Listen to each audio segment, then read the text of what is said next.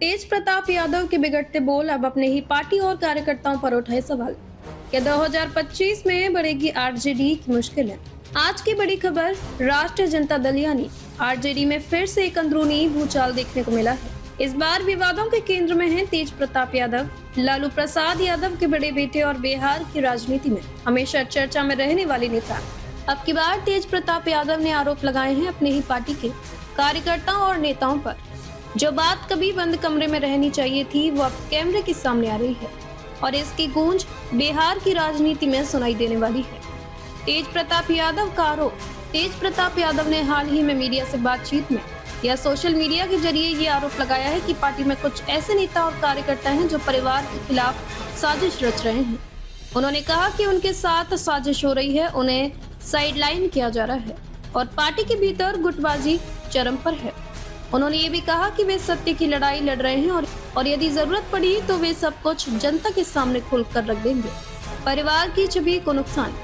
अब सवाल ये उठता है कि जब तेज प्रताप यादव इस तरह के बयान देंगे तो इससे सबसे ज्यादा नुकसान किसे होगा? जाहिर है सबसे पहले नुकसान पार्टी की एकता को होगा और फिर उनके परिवार की राजनीतिक छवि को।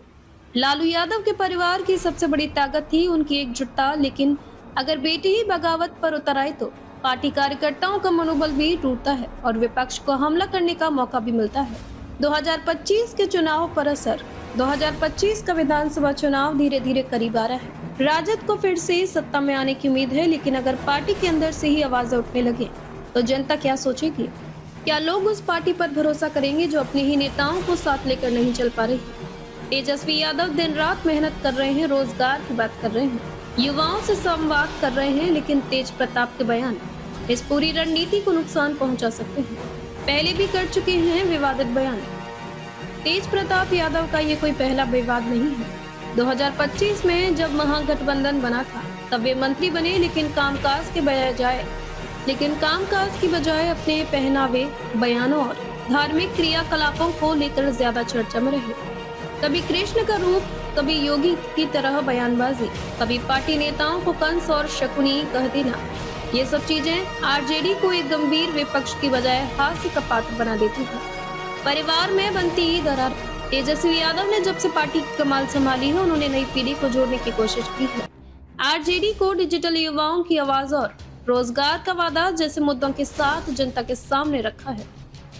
लेकिन तेज प्रताप यादव की लाइन बिल्कुल अलग दिखाती है। वे भावनात्मक बयान, पुरानी शैली की राजनीति और व्यक्तिगत नाराजगी को मंच से जाहिर करते हैं।